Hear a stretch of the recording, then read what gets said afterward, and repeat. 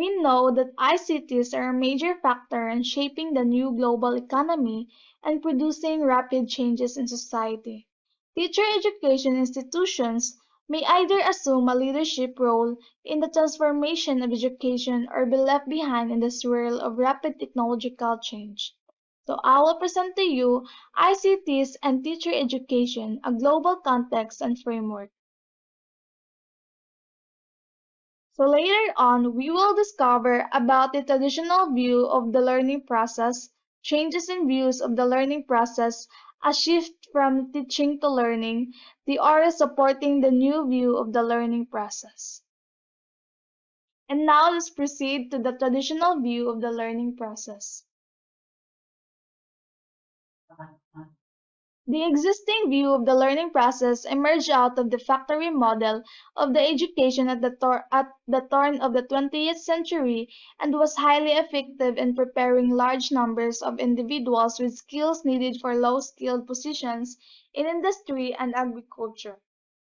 The innovation of classroom with 20 to 30 students was created along with the concepts of standardized instruction for everyone. So the traditional teacher-centered approach to learning is illustrated in the figure 1.1. So as shown, the teacher is the expert and the dispenser of knowledge to the students. It is largely a broadcast model of learning where the teacher serves as the repository and transmitter of knowledge to the students.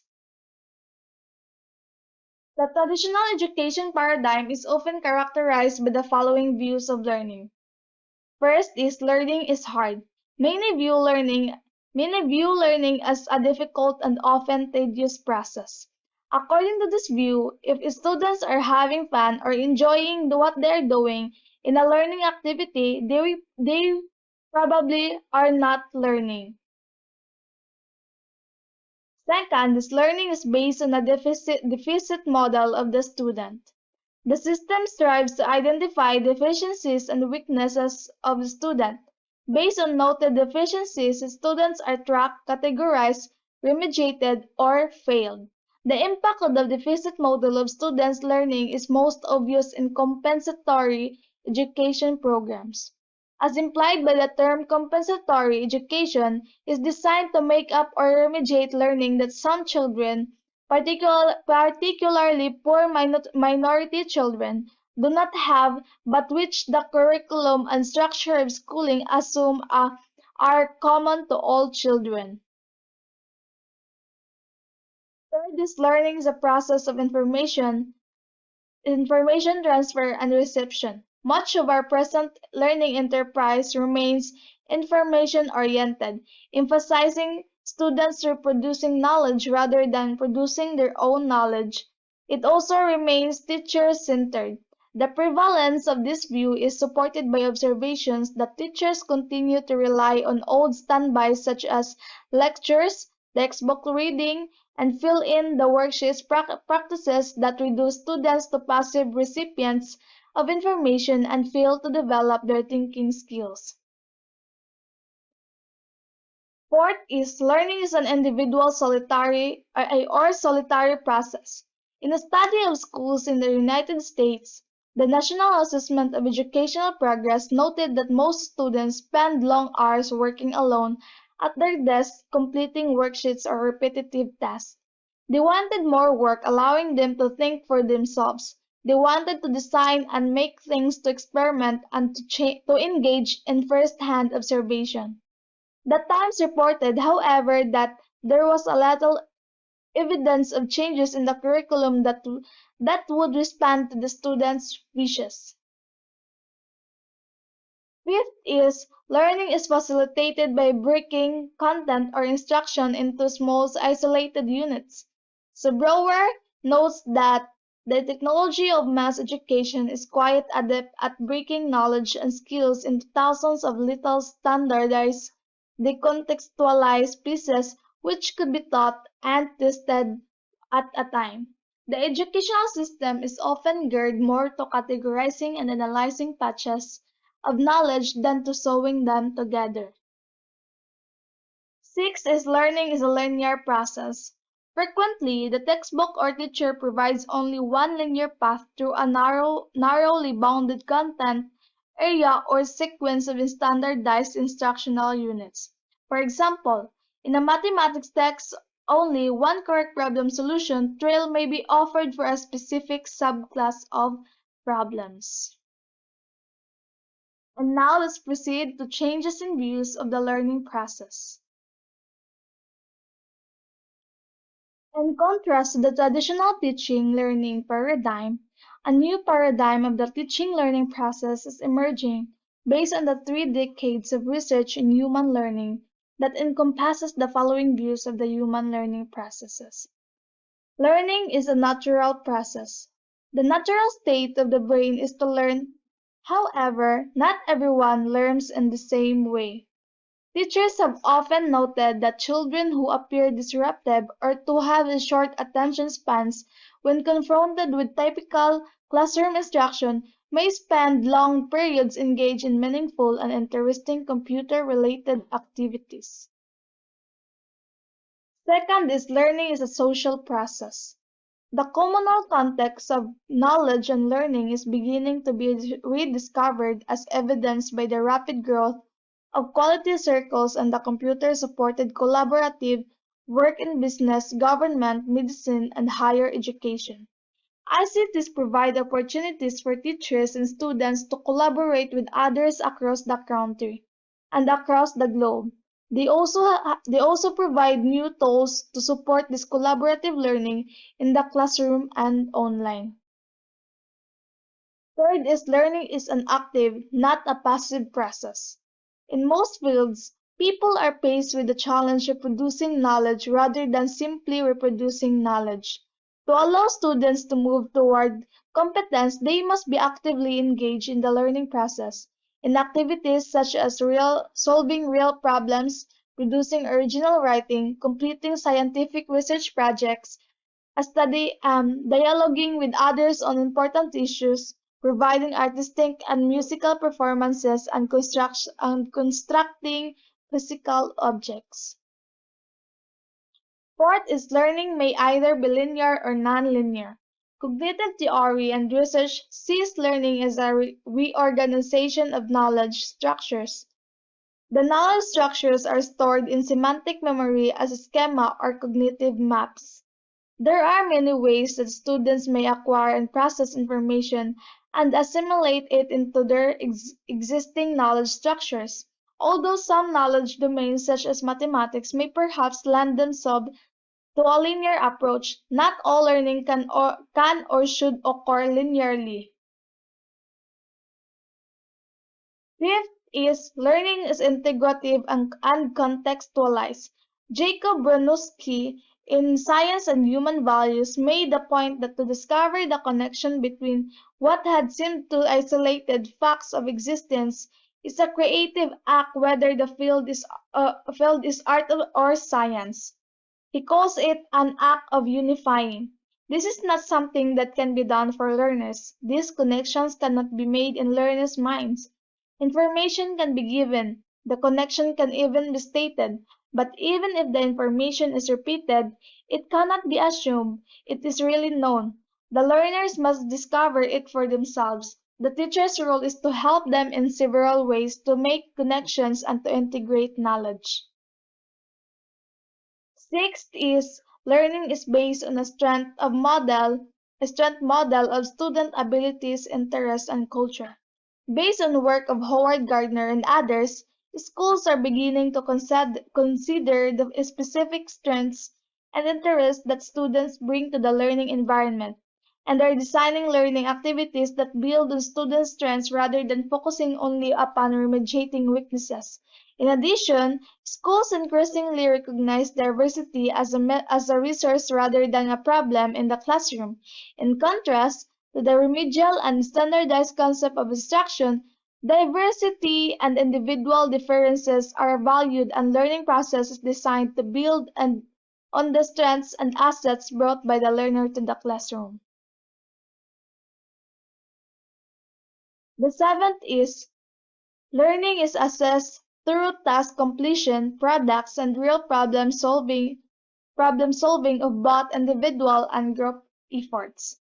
Rather than simply evaluating students through paper and pencil tests, assessments are made using portfolios of actual performances and work in both collaborative and individual learning tasks. And now let's proceed to a shift from teaching to learning. As technology has created change in all aspects of society, it is also changing our expectations of what students must learn in order to function in the new world economy. Students will have to learn to navigate through large amounts of information, to analyze and make decisions, and to master a new knowledge domains in an increasingly technological society. They will need to be lifelong learners, collaborating with others in accomplishing complex tasks and effectively using different systems for uh, representing and communicate, communicating knowledge to others. The following table identifies the shift that will take place in the changing from a focus on teaching to a focus on learning. So, in terms of classroom activity, from teacher-centered and didactic, it shifts from learner-centered to and interactive. So, in terms of teacher role, from fact teller and always expert to collaborator and sometimes learner. In terms of instructional emphasis, from facts memorization to relationships and inquiry and invention. In terms of concepts of knowledge, from accumulation of facts and quantity to transformation of facts. In terms of demonstration of success, from norm reference to quality of understanding. In terms of assessment, from multiple choice items to criterion reference and portfolios and performances. In terms of technology use, from drill and practice to communication, access, collaboration, and expression. So a shift from teacher-centered instruction to learner-centered instruction is needed to enable students to acquire the new 21st century knowledge and skills. Shifting the emphasis from teaching and learning can create a more interactive and engaging learning environment for teachers and learners. This new environment also involves a change in the roles of both teachers and students. The new role does not diminish the importance of the teacher but requires new knowledge and skills.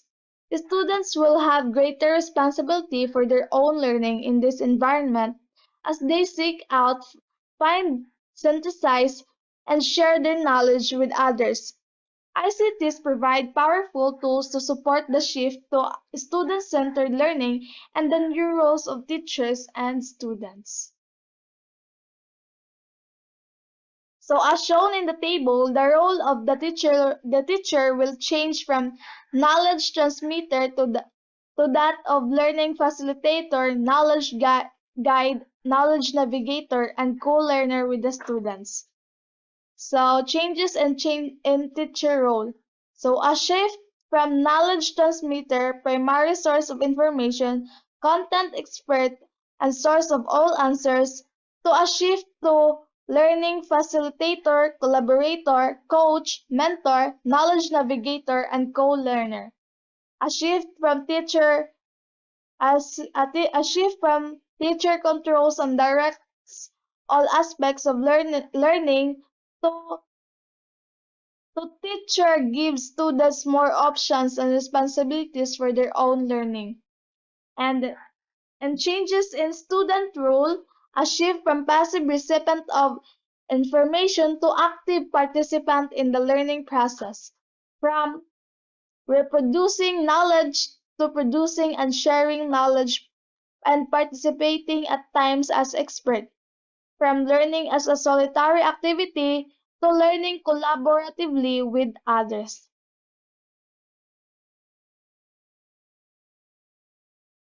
So let's proceed for theories supporting the new view of the learning process.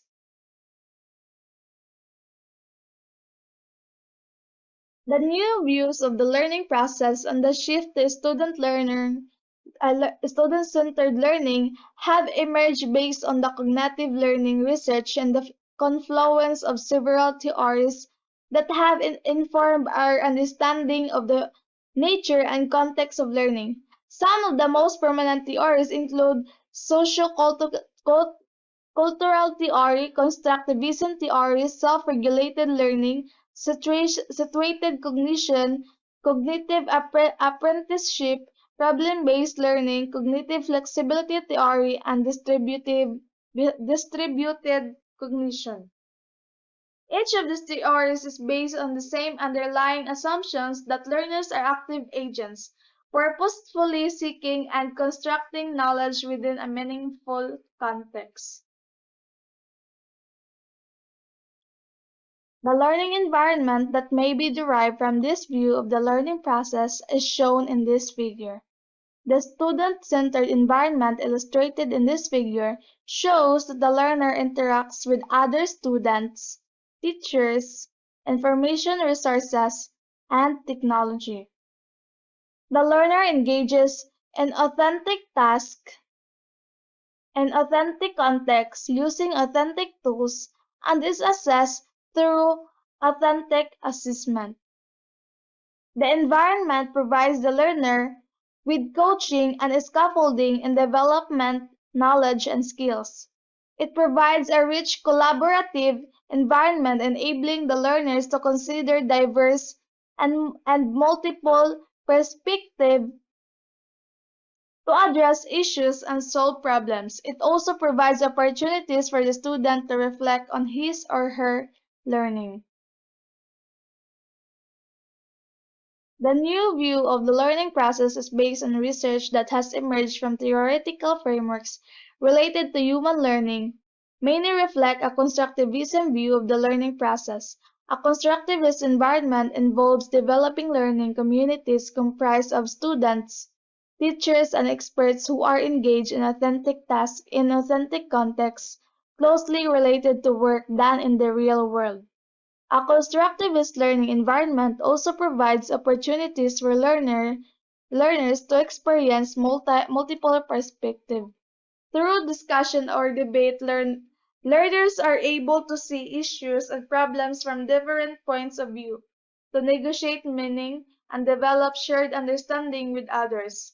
The constructivist learning environment also emphasizes authentic assessment of learning rather than the traditional paper or pencil test.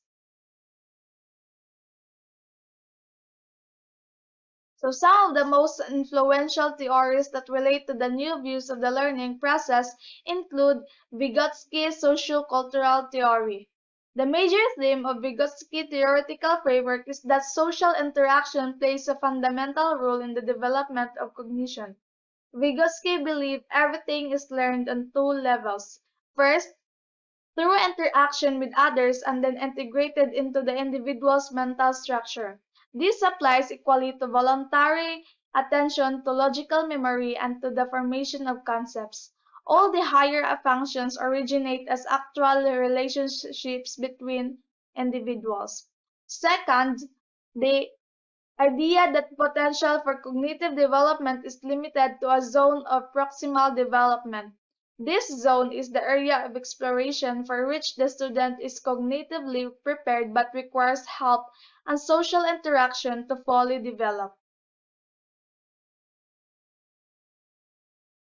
Another theory of Jean Piaget, based on his research on the development of children's cognitive function, Piaget's work is regarded by many as founding principles of constructivist theory.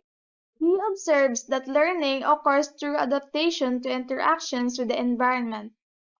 Piaget posited that the existing cognitive structures of the learner determine how new information is perceived and processed. If the new information makes sense to the existing mental structure of the learner, then the new information item is incorporated into the structure. If however, the data are very different from the existing mental structure of the learner, they are either rejected or transformed in the way so that it fits into the structure. The theory of Jerome Bruner. Similar to Piaget, Bruner emphasized that learning is an active process in which learners construct new ideas or concepts based upon their prior knowledge and experience. He identified three principles to guide the development of instruction. First is readiness. Instruction must be concerned with the experiences and contexts that make the students willing and able to learn. Second is spiral organization. Instruction must be structured so that the student can easily grasp it. And lastly, going beyond the information given. Instruction should be designed to facilitate extrapolation and fill in the gaps. The theory of problem-based learning. The goals of problem-based learning are to develop higher-order thinking skills by providing students with authentic and complex problems and cases. Through the process of working together, articulating theories, creating hypotheses, and critically discussing the ideas of others, students move to deeper levels of understanding of the problem. The self-directed learning strategies developed in PBL may help foster students' lifelong learners. The theory of anchored instruction. Instruction. Anchored instruction is an approach to designing instruction that is anchored in a real-world context, problem, or situation. Technology has been used to help create real-world contexts and situations through the use of video. The video segments provide the context for the subsequent learning and instruction. Distributed cognition. Distributed cognition emphasizes that cognitive growth is fostered through interaction with others and involves dialogue and discourse, making private knowledge public and developing shared understanding. Tools for online collaboration have been designed to support collaborative knowledge construction and sharing in the classroom. The theory of cognitive flexibility theory. This theory asserts that people acquire knowledge in ill-structured domains by constructing multiple representations and linkages among knowledge units. It also notes that learners revisit the same concepts and principles in a variety of contexts. It also notes that learners revisit the same concepts and principles in a variety of contexts. The theory of cognitive apprenticeship. Cognitive apprenticeship is a term for the instructional process in which teacher or more experienced or knowledgeable peers provide scaffolds to support learners' cognitive growth and development. Cognitive apprenticeship permits students to learn through their interactions, construct knowledge, and share knowledge-building experiences with the other members of the learning community. The theory of situated learning. Situated learning emphasizes the use of apprenticeship, coaching, collaboration, authentic context, tasks, activities, and cognitive tools. Situated cognition theory emphasizes providing an authentic context for the learner and encouraging social interaction and collaboration in the learning environment. Through collaborative problem solving, dialogue, and discussion, students are able to develop deeper levels of understanding of a problem or knowledge domain.